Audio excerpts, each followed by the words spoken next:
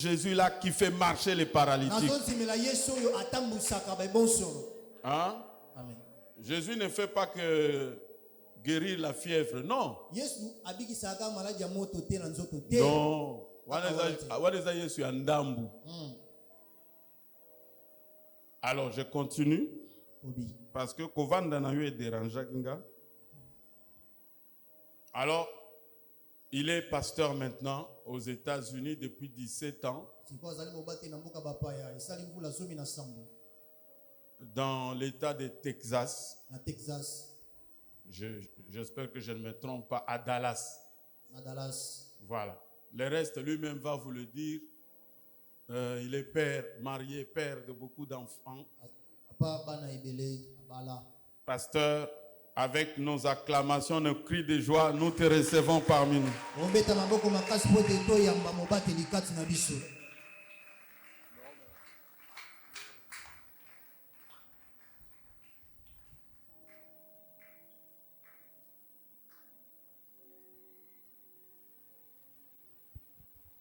Que Dieu vous bénisse. Je suis content d'être parmi vous. Je crois l'essentiel, c'est que je pouvais dire, le pasteur Emmanuel l'a déjà dit. Ce matin, vraiment, je suis béni puisque je suis parmi mes frères. Amen, amen. Amen. Et comme il a dit, je suis pasteur depuis le Congo, à la cité Bethel, là où j'ai dirigé cité Bethel et Kingabois. Après, quand on est aux États-Unis, nous dirigeons l'église qui est appelée la gloire de Christ. Et c'est là où nous servons le Seigneur pendant tout ce temps. Je suis marié et père de 6 enfants. 3 garçons et 3 filles. Alors, toute ma famille et toute l'église de Dallas vous salue au nom de Jésus.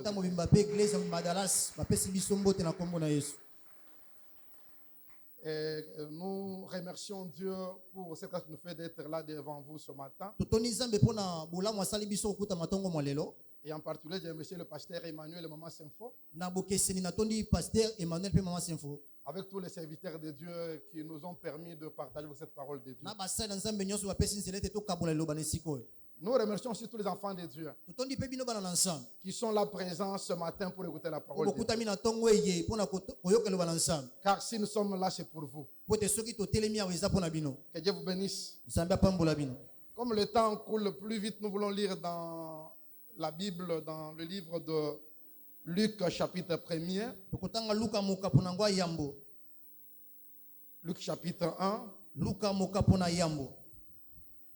Et je souhaite que nous puissions commencer par le verset 62, 67,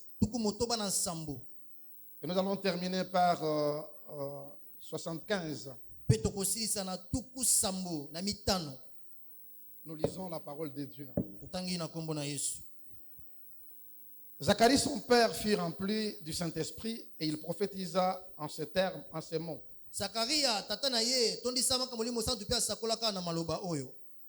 Béni soit le Seigneur, le Dieu d'Israël, de ce qu'il a visité et racheté son peuple, et nous a suscité un puissant sauveur dans la maison de David, son serviteur.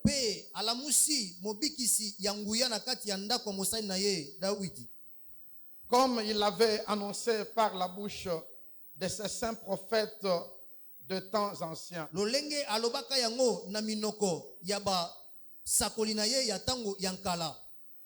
Un sauveur qui nous délivre de nos ennemis et de la main de tous ceux qui nous haïssent.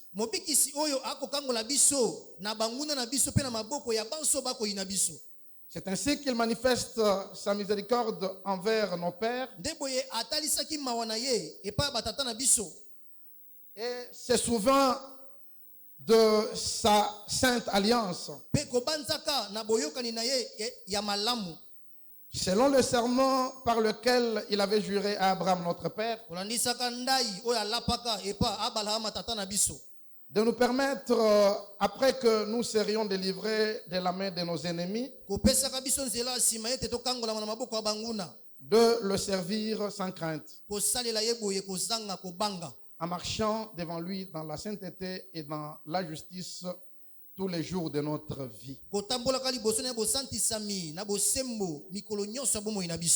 Que Dieu vous bénisse. Nous pouvons nous asseoir. Nous bénissons Dieu pour ce peu de temps que nous allons partager avec vous la parole de Dieu. Nous demandons au Saint-Esprit de nous aider quand même pour que nous puissions dire l'essentiel dans ce peu de temps que Dieu nous accorde.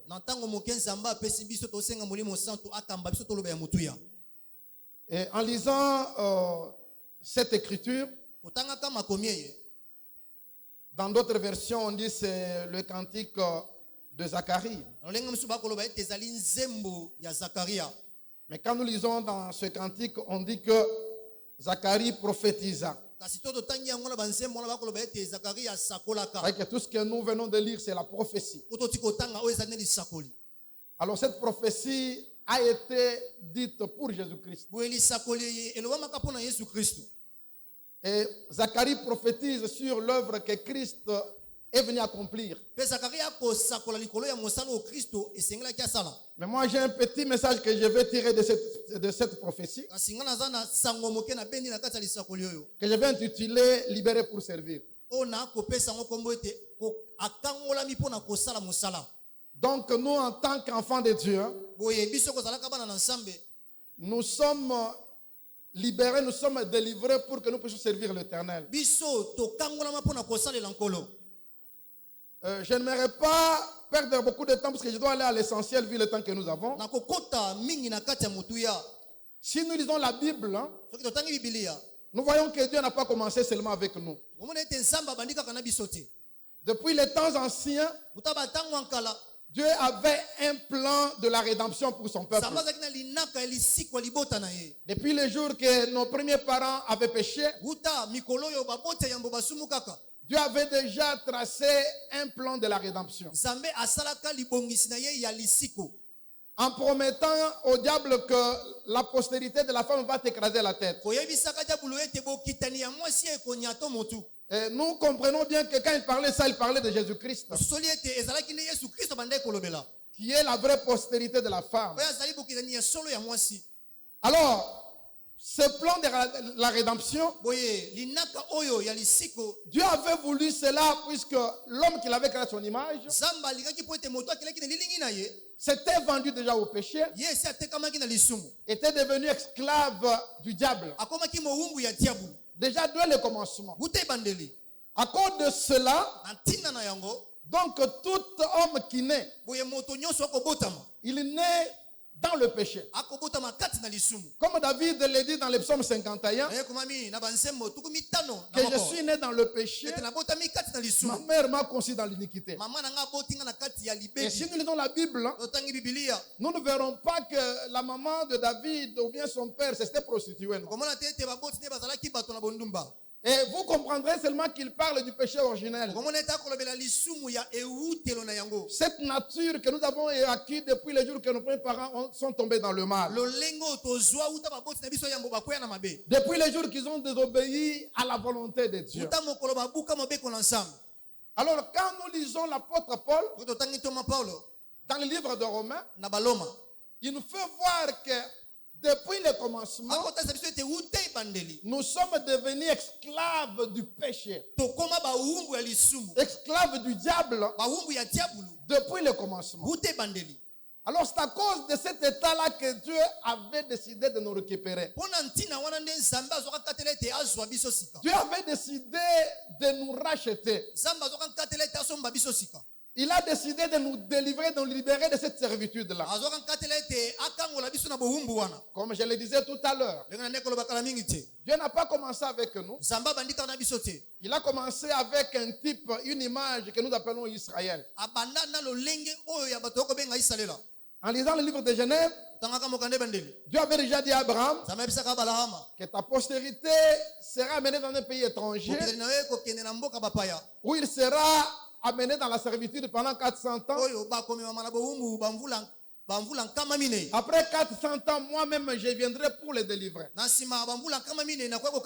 Et nous connaissons bien l'histoire d'Israël en Égypte. Et comment ils ont souffert comme esclaves de l'Égypte.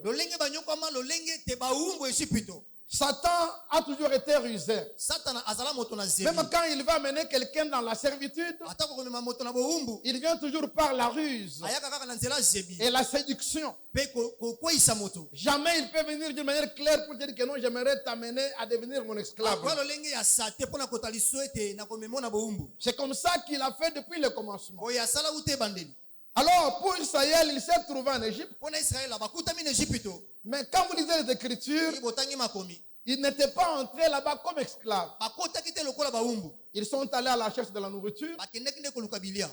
Ils ont découvert que leur frère était là élevé en dignité.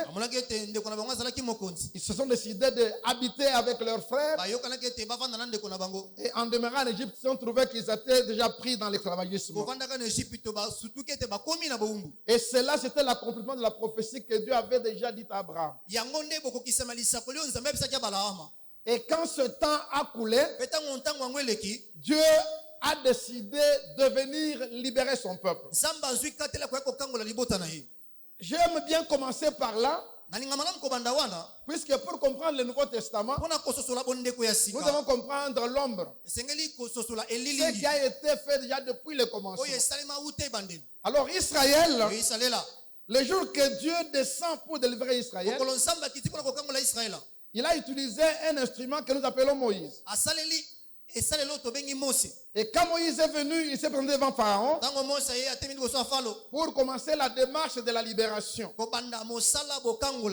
Et je pourrais même dire que pour Moïse, lui, il négociait la libération d'Israël. Mais quand nous lisons la volonté de Dieu, le plan de Dieu, Dieu a été décidé de les faire sortir par sa force. Pour Dieu, il n'y avait pas de négociation. C'était pour lui son droit de récupérer ce peuple-là. Il y a quelque chose que je voulais lire, peut-être pour comprendre cela. Dans Exode, si vous commencez le chapitre 3, il y a beaucoup de choses qui sont dites pour cela, mais moi je prends seulement ce qui m'intéresse. Au chapitre 9, la Bible dit ceci, au verset 1er, l'Éternel dit à Moïse, va vers Pharaon et tu lui diras, ainsi parle l'Éternel, le Dieu des Hébreux. Laisse aller mon peuple afin qu'il me serve. Laisse aller mon peuple pour qu'il puisse me servir. Dieu n'a pas négocié. Dieu demande à Pharaon seulement de libérer son peuple pour que ce peuple puisse aller servir l'Éternel. Et vous connaissez bien la démarche qui a été faite pour que ce peuple soit libéré. La Bible dit que c'est par sa main puissante, c'est par sa force que Dieu a libéré Israël de la servitude. Mais mon problème, pourquoi Dieu a voulu que ce peuple soit libéré? Dans ce verset que nous venons de lire au chapitre 9 d'Exode, Dieu dit que laissez aller mon peuple pour qu'il puisse me servir. Quand vous allez dans chapitre 7, même dans 5, on dit que laissez aller mon peuple pour qu'il puisse aller m'offrir des sacrifices. Ce n'est pas une contradiction. Selon la parole, la Bible s'interprète. Servir Dieu, c'est sacrifier à Dieu. Selon les Écritures. Amen, amen. J'ai toujours dit aux gens que quand nous parlons de servir Dieu, nous devons comprendre que nous devons sacrifier à Dieu. Et quand vous lisez la Genèse chapitre 22, pour commencer par là, nous voyons Dieu qui demande à Abraham de le sacrifier Isaac son fils. Au verset 5, Quand Abraham se trouve devant la montagne de Moridia, il dit à ses serviteurs que non, restez ici, moi et l'enfant. Nous allons aller jusque-là pour adorer Dieu. C'est pour dire que quand nous disons sacrifier Dieu, c'est adorer Dieu. Selon l'interprétation de la Bible, c'est servir Dieu. C'est comme ça que j'ai toujours dit aux gens, quand quelqu'un dit qu'il est un serviteur de Dieu, c'est-à-dire qu'il est un adorateur de Dieu. Donc c'est quelqu'un qui sacrifie à Dieu. Je ne parle pas de l'adoration ce matin. Mais je voulais au moins épingler cela pour que vous me compreniez. Alors, adorer Dieu, c'est sacrifier à Dieu, c'est servir Dieu. Amen, amen. Et dans la nouvelle alliance, je sais bien que beaucoup connaissent cela. La Bible nous montre que nous avons au moins 3 sacrifices qui sont énumérés dans la nouvelle alliance. Le premier sacrifice, c'est notre corps. Comme Paul le dit dans Romains 12. Versets 1 et 2. Il nous demande de sacrifier nos corps comme un sacrifice à Dieu. Et j'ai toujours dit aux enfants de Dieu qu'un vrai serviteur de Dieu, c'est celui qui se présente toujours devant Dieu. Celui qui est toujours présent au lieu où il doit se rencontrer avec Dieu. Selon la Bible, c'est un sacrifice. Et quand nous parlons d'un sacrifice, c'est une privation volontaire. C'est-à-dire l'homme accepte de faire quelque chose volontairement. Donc c'est remettre dans les mains de Dieu. Amen, amen. Alors là, j'ai beaucoup de difficultés pour les chrétiens de l'internet. Réseaux sociaux. Puisque aujourd'hui, il y a beaucoup de chrétiens qui suivent les prédications seulement au téléphone, à la télévision, sur les laptops ou bien sur les iPads et consorts. Moi, j'ai toujours dit, est-ce qu'au téléphone, à la télévision, est-ce qu'on peut aussi faire la communion fraternelle là-bas? Est-ce qu'on peut aussi faire la Sainte Seine là-bas? Alors, si on ne peut pas faire la Sainte Seine à la télévision, ou bien dans le téléphone avec les frères, donc d'office, ceux-là qui sont devenus les chrétiens de l'Internet, ce sont des faux adorateurs. C'est mon avis, hein? Je n'impose cela à personne. Mais du point, selon la réalité que moi je connais dans les Écritures, Paul dit que nous devons nous offrir. Amen, amen. Et dans le détail qu'il donne, dans Romains chapitre 12, il y a de bonnes choses qu'il dit que j'aime énumérer. Paul dit ceci. Je vous exhorte donc, frères, par les compassions de Dieu, à offrir vos corps comme un sacrifice vivant, d'abord vivant,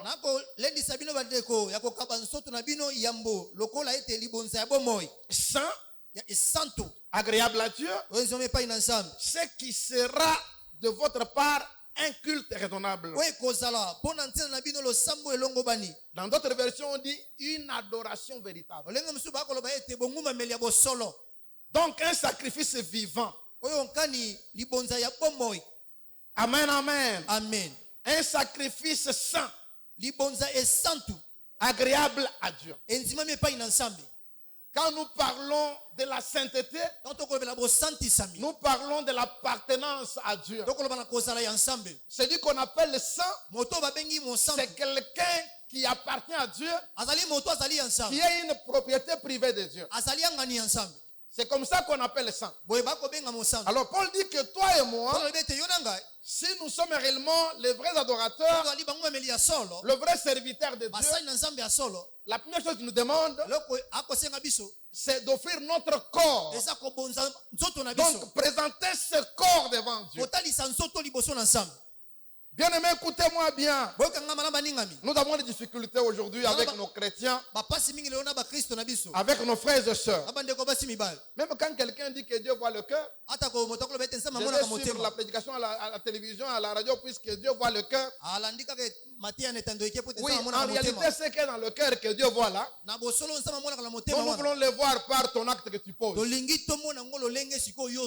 Tu peux manifester cela en voyant la manière que tu te présentes devant l'Éternel. Puisque tout le monde connaît que Dieu seul connaît ton cœur. Mais nous, pour que nous te fassions confiance, tu dois te présenter avec nous devant Dieu. C'est un sacrifice. Quand on demande sacrifice, donc ce n'est pas facile. Ça demande que tu fournisses un effort pour être toujours présent devant ce Dieu-là. Il y a un deuxième sacrifice que vous connaissez aussi dans Hébreux chapitre 13. Ce sont là les sacrifices dans la nouvelle alliance. Les sacrifices dans la nouvelle alliance. Hébreux 13. J'ai confiance que ce que j'ai dit, je ne dis pas de moi-même, vous les connaissez, mais je vous rappelle. Et cette Bible, elle est ancienne, elle n'est pas faite aujourd'hui. La Bible dit au verset 13, par lui offrons sans cesse à Dieu un sacrifice de louange. C'est-à-dire les fruits des lèvres qui confessent son nom. C'est comme je suis là, je suis en train d'offrir à Dieu un sacrifice de louange. Dans ce sacrifice, il y a l'adoration de la musique. Il y a l'intercession, il y a l'évangélisation, tout ce que nous proclamons comme parole avec notre bouche. C'est un sacrifice que nous devons donner à Dieu. Et on appelle cela seulement un sacrifice de louange. Et enfin, au verset 16 de Hébreux 13 toujours, on dit n'oubliez pas la bienfaisance et la libéralité, car c'est à de tels sacrifices que Dieu prend plaisir. Donc ces trois sacrifices résument tous les sacrifices de l'ancienne alliance. Donc on n'a pas besoin de chercher autre chose que ce qui est écrit. Là je voulais vous dire que si tu es serviteur de Dieu, si tu as été libéré, on doit te trouver dans ces sacrifices. Que ce soit les enseignements que nous suivons, que ce soit les services que nous rendons les uns envers les autres, que ce soit ce que nous faisons dans l'église, nous le faisons en tant que serviteurs. Alors, il y a un point qui me préoccupe. Je viens de dire que notre thème c'est libérer pour servir. Délivrer pour servir. Alors si Dieu nous a libérés, si Dieu nous a délivrés, c'est pour que nous puissions le servir. C'est comme ça que j'ai commencé par Luc chapitre 1er. Et ce chapitre est clair dans cette prophétie de Jean-Baptiste, de Zacharie, le père Jean-Baptiste. Le verset 74 dit de nous permettre, après que nous serions délivrés de la main de nos ennemis, de les servir sans crainte. Verset 71 dit, un sauveur qui nous délivre de nos ennemis et de la main de tous ceux qui nous haïssent. Jésus est venu pour nous délivrer. Jésus est venu pour nous libérer. Et quand nous parlons de Jésus-Christ, nous parlons de la parole de Dieu. Car il est écrit que Jésus est la parole faite chair. C'est la manifestation de la vraie parole de Dieu. Et je disais à quelqu'un, quand vous lisez la parole, vous devez accepter toutes les formes que la parole prend. Puisque Jésus était tellement une forme de la parole de Dieu. Amen, amen. Quand il était là debout, quand il prêchait, c'était la parole elle-même qui faisait son travail de la parole. J'aime bien l'apôtre Jean. Dans sa première épître, au chapitre 1er, il explique ça très bien. J'aime bien toujours ça, j'aime le lire souvent. Puisque tout est conclu là pour Jésus-Christ et pour cette manifestation de la parole de Dieu.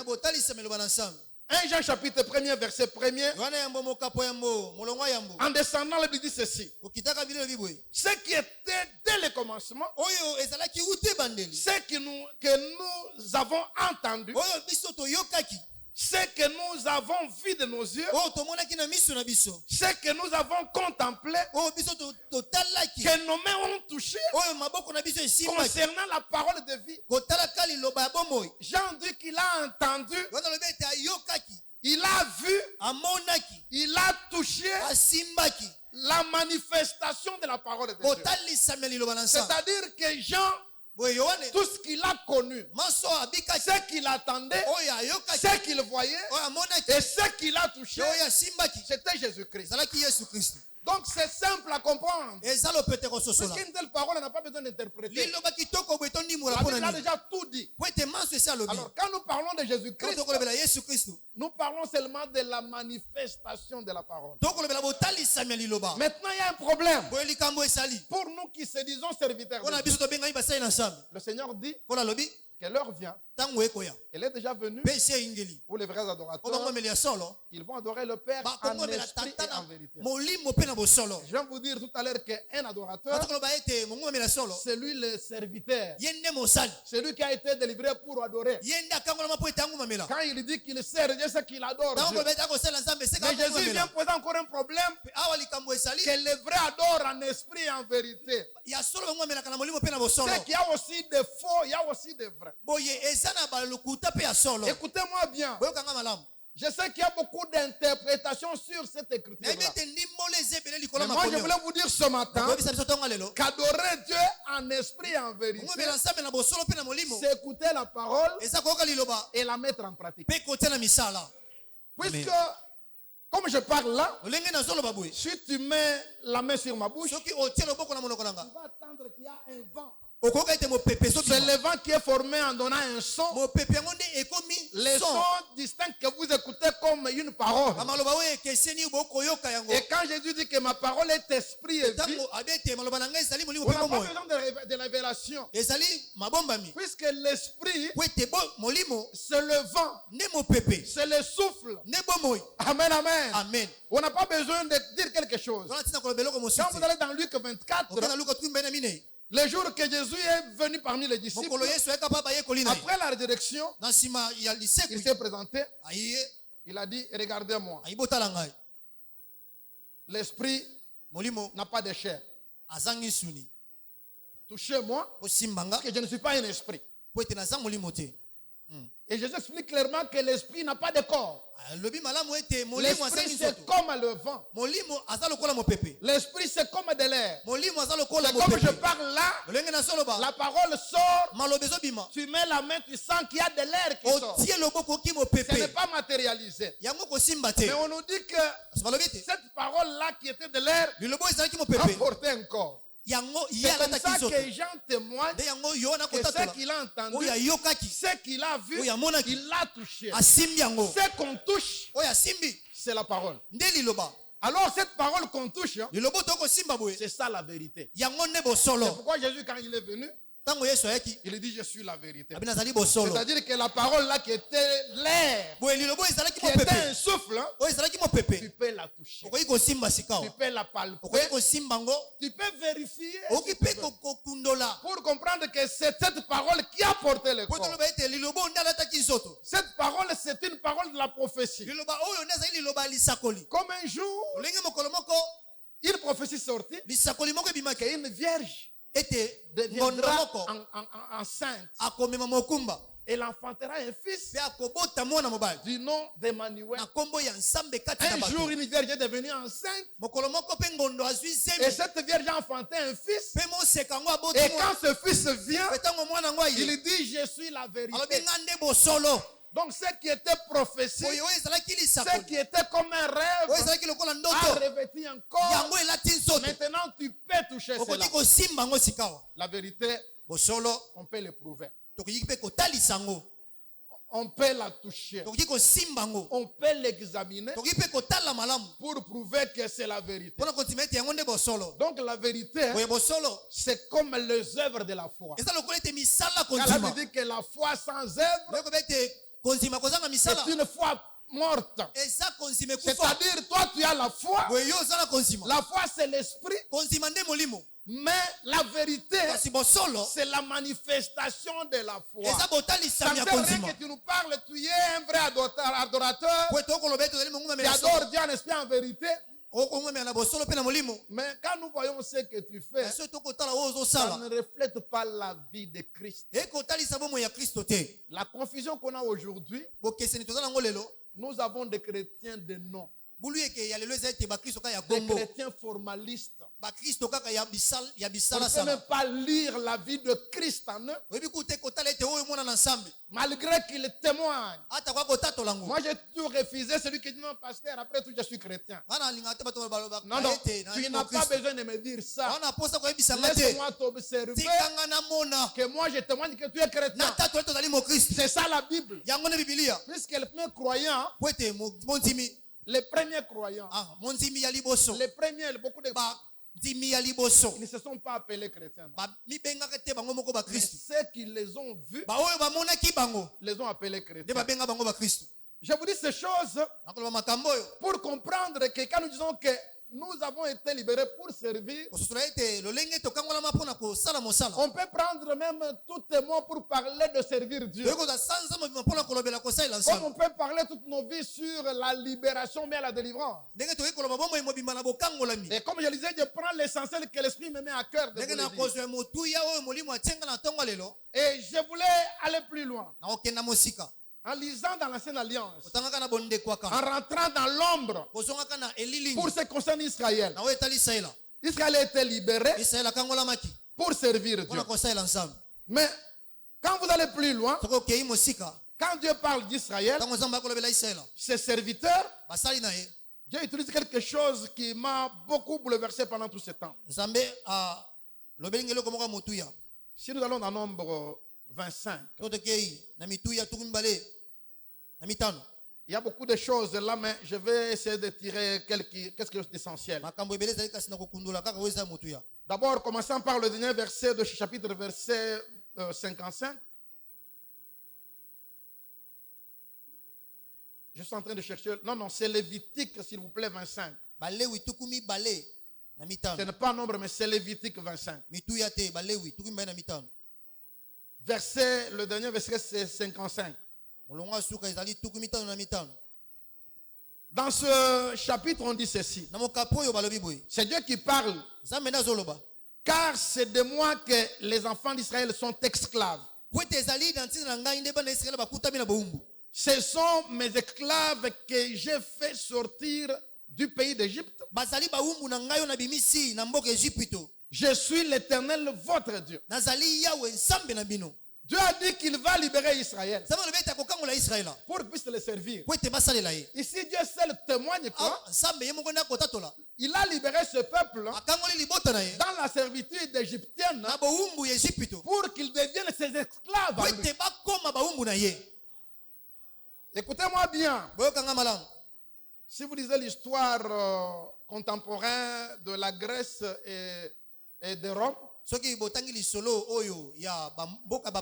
un esclave, c'était quelqu'un de grande importance. Puisque c'est lui qui produisait la richesse de ces grandes nations pendant ce temps. Un esclave, c'était comme une machine de production. Si ces nations étaient puissantes, puisqu'ils avaient beaucoup d'esclaves qui travaillaient pour que les nations deviennent puissantes. Et ce n'est pas cela ce qui m'intéresse. Si vous montez déjà au verset 44 de ce même chapitre, je vais seulement lire, je ne vais pas commenter puisque ce que je peux commenter, c'est ce qui est déjà dit au verset 55. Mais j'aimerais te mettre dans les contextes quand même. Non, commençons par le verset 42. Nombre 25. Déjà Dieu dit que car ce sont mes serviteurs que j'ai fait sortir d'Égypte, ils ne seront point vendus comme on vend des esclaves. Est-ce que vous suivez bien ça? Dieu dit que ce sont mes serviteurs qui ne seront pas vendus comme des esclaves. Mais à la fin, il dit que ce sont mes esclaves. C'est-à-dire qu'il ne peut pas être au service d'autres personnes en dehors de lui. Il s'est acquis ces gens-là pour qu'ils soient ses esclaves. Hier soir, je méditais sur ce mot esclave. On me dit qu'un esclave, c'est une personne qui n'est pas de conditions libres, qui est sous la puissance absolue des maîtres. Personne qui se soumet complètement à quelqu'un. Donc quelqu'un qui est sous la dépendance absolue d'un maître. C'est-à-dire qu'il est soumis totalement à celui qui l'a acheté comme esclave. Et quand nous étudions un esclave, un esclave n'a jamais eu sa volonté. Sa volonté, c'est la volonté de son maître. Et quand vous lisez la Bible, exemple dans la Genèse, je crois, chapitre 17, Abraham avait des esclaves qu'il avait achetés au prix d'argent. Quand vous allez dans Nombre, on peut voir qu'il y a des esclaves qui sont des captifs de guerre. Exemple, quand Israël a combattu avec les Madianites, dans Nombre, on dit qu'Israël a eu des biens et des personnes qu'il a pris comme des propriétés qui les appartenaient. C'est-à-dire qu'un esclave, ça peut être comme une chaise, ça peut être une chèvre. Donc le maître le traite comme il traite toutes les choses qui sont dans sa maison, qu'il a acheté avec son argent. Et vous connaissez l'exemple de Agar, l'esclave d'Abraham. Le mari était là sans enfant. La femme dit, prends l'esclave, enfante avec elle un enfant. Il n'y a pas eu de débat.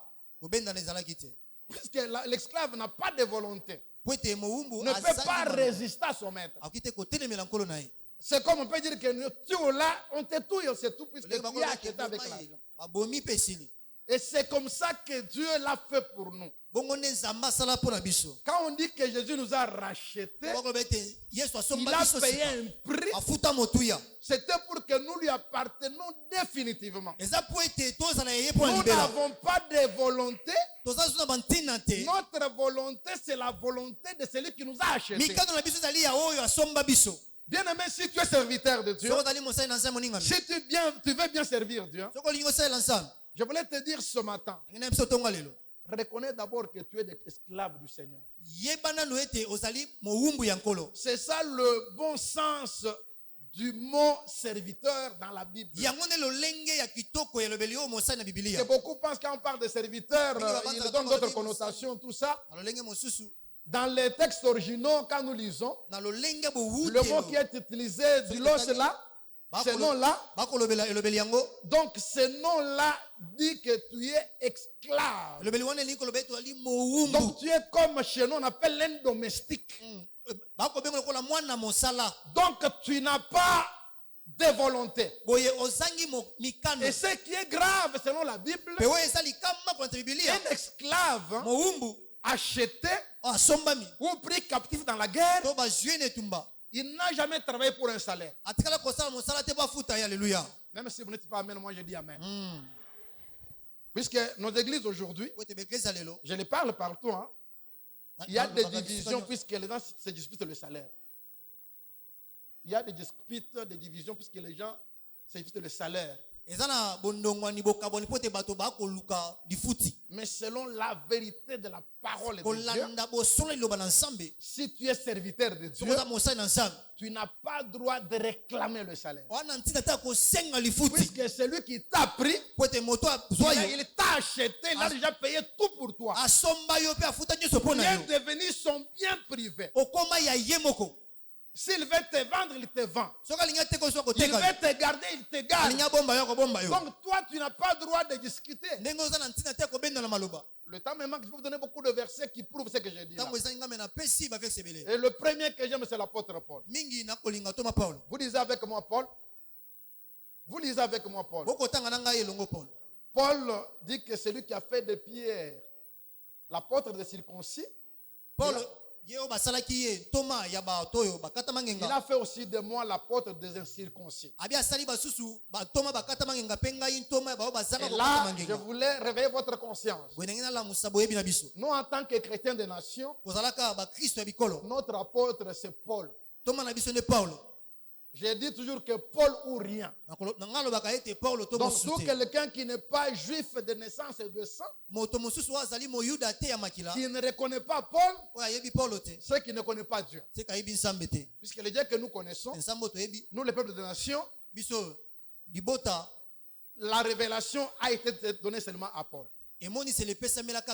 Alors, Paul a posé le fondement sur cela. Lisez bien les écrits de Paul. Il est le seul qui a servi Dieu, qui n'a pas réclamé un salaire jusqu'à sa mort. Lisez bien la Bible. J'ai fait beaucoup de recherches sur Paul. C'est un serviteur extraordinaire. Au lieu même qu'il cherche le salaire, lui-même travaillait pour pouvoir aux besoins des autres et à ses propres besoins. Et il pose un fondement en disant qu'il faisait cela pour ne pas faire obstacle à l'évangile. L'évangile du Congo souffre puisque nous avons des serviteurs mercenaires. C'est-à-dire qu'il vient, il travaille en attendant qu'on lui paye. Je l'ai dit, ma main levée. J'ai au moins 32 ans de ministère. Je ne reconnais pas une église où j'ai prêché, j'ai demandé l'argent. Je ne reconnais pas. Mais je suis toujours béni puisque Dieu prend soin de moi. Puisque c'est de lui que je suis esclave et serviteur. Et ceux-là qui réclament, qui font tout pour avoir la part qu'ils trouvent dans ce qu'ils font, pour la plupart, leur fin est catastrophique. Les divisions que nous avons, c'est à cause de ça. Nous avons été libérés pour servir Dieu. Dieu lui-même dit que maudit soit l'homme qui fait travailler son prochain sans lui donner son salaire. Cela veut dire que Dieu ne fait pas faire travailler quelqu'un sans le payer. Amen, amen. Amen. Quand tu sers Dieu, Dieu s'occupera de toi. Donc tu n'as pas besoin de te fâcher contre l'église.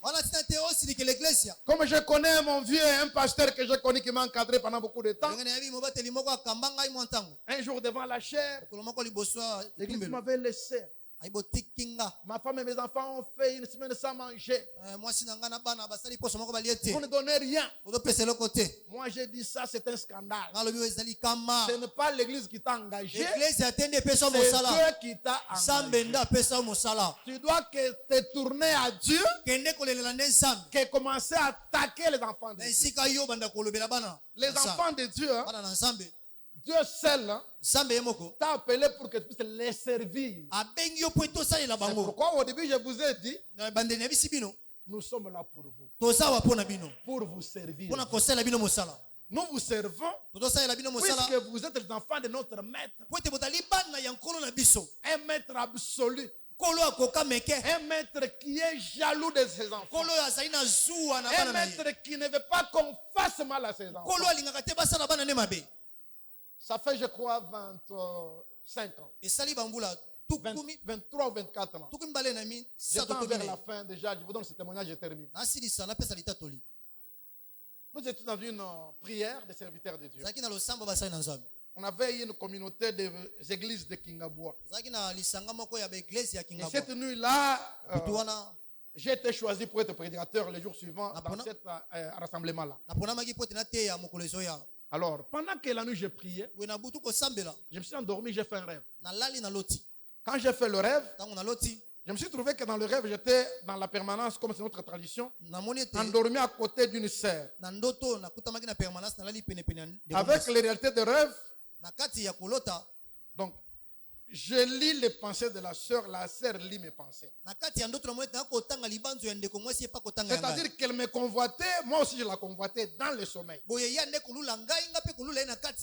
Et chaque geste qu'on faisait, c'était pour nous approcher davantage selon nos convoitises. Et toute la salle était sombre parce qu'on avait éteint les lampes. Et dès que je me suis approché de la sœur, j'ai lancé un peu la main. Immédiatement, la lampe est allumée. Un camion s'est mis à l'extérieur. Et quand la lampe s'allume, je vois quelqu'un qui entre, un papa robuste. Et dès qu'il vient, il me soulève. Il a commencé à me taper terriblement comme un petit enfant. Il m'a frappé de manière que j'allais même mourir. Il m'a pris, il m'a soulevé comme ça. Il était vraiment grand. Il me tapait terriblement. Alors, malgré les efforts que je faisais, je ne pouvais pas me sauver. Un homme qui était dit, non, mais toi, demande seulement pardon, sinon on va te tuer. J'ai commencé à crier, demander pardon. Et l'homme m'a laissé, je suis tombé comme un papier par terre. Il me dit, j'allais te tuer, puisque tu as touché ma fille. Mais la soeur, je la connaissais, je n'avais jamais connu que son père, c'était cet homme-là. Et l'homme m'a blâmé, dit que j'allais te dire que tu as touché ma fille. Et vite, je me réveille, c'était dans le sommeil. J'ai commencé à trembler. J'ai transpiré. Alors j'ai commencé à prier. Seigneur, donne-moi le discernement. Après, je me suis endormi. La même personne, cet homme-là revient dans mon rêve. Quelqu'un me montre, tu vois cet homme? Il t'a tapé? C'est Dieu. Puisque tu voulais toucher sa fille. Il était prêt pour te tuer. Heureusement que tu as demandé pardon. Alors tu es responsable de l'acte que tu devais poser. C'est pourquoi Dieu voulait te tuer. Alors vite, je saute, je me réveille. Je prends la Bible, comme beaucoup le font. J'ouvre seulement comme ça. C'était dans Jean. Je tombe sur un verset que Jésus dit, il ne fallait pas que je vienne. Il ne fallait pas que je vienne. Comme je suis venu, je leur ai parlé. Il n'y aura point d'excuse pour leur péché. Et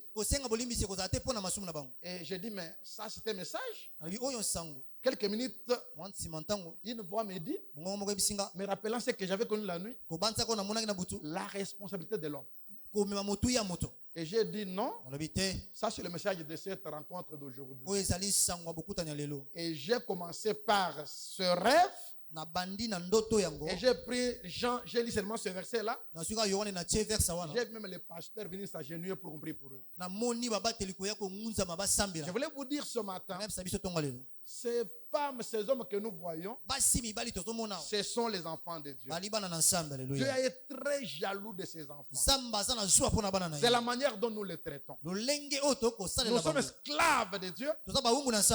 Si nous avons le respect envers Dieu, nous devons savoir le respect envers les enfants de Dieu. Amen, amen. Amen. Nous avons été libérés pour servir Dieu. Si nous sommes délivrés aujourd'hui, nous nous disons les rachetés de Dieu. C'est pour que nous puissions servir Dieu selon la parole de Dieu.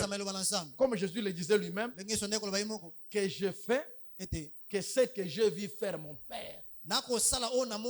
Jésus est venu seulement faire la volonté de Dieu. Et nous avons été libérés pour faire seulement la volonté de Dieu. Comme esclaves, nous n'avons pas de volonté. Voilà pourquoi ce matin, ma prière est que tu vois comment tu sers Dieu. Tu es quel genre d'esclave? Tu es quel genre de serviteur de Dieu? Puisqu'il y a l'esclave et le mercenaire selon la Bible. Un esclave, lui, il est totalement un bien privé de son maître. Un mercenaire, c'est un étranger qui est des passagers, qui rend un service, demandant un salaire puisqu'il passe et il n'est pas de la maison. Mais un esclave, il appartient à la maison de son maître. Il est compté parmi les patrimoines de son maître. Et ce matin, Jésus peut te compter comme quelqu'un qui est son patrimoine. Dieu peut te compter comme quelqu'un qui est réellement son enfant. C'est lui qui lui appartient pour du bon. Nous voulons prier. Incline ta tête. Parle à Dieu. J'aimerais être ton esclave. Car c'est pour cela que tu m'as délivré. Que toute ma vie soit ta volonté, non la mienne. Que je fasse seulement ce que toi tu as préparé pour moi.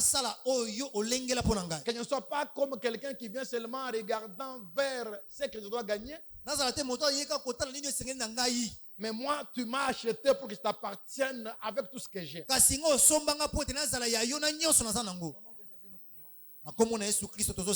Père, merci pour ton amour. C'est toi qui as voulu que nous puissions partager cette portion d'écriture avec ton peuple. Tu nous as promis Jésus-Christ. C'est quand le consolateur sera venu qu'il va nous conduire dans toute la vérité et qu'il va nous convaincre du péché, de la justice et du jugement. Laisse, Seigneur, que ton esprit puisse encore ajouter plus dans le cœur de tes enfants, qu'ils comprennent ta volonté, que tu les as rachetés pour qu'ils t'appartiennent à toi et à toi seul. Bénis chacun d'eux, mon Créateur. Surtout délivre ceux-là qui avaient des pensées négatives. Ceux-là qui servaient Dieu dans leur volonté. Et qui ne faisaient jamais la volonté du Maître. Seigneur, délivre-le. Au nom de Jésus-Christ, nous t'avons ainsi prié. Amen. Amen.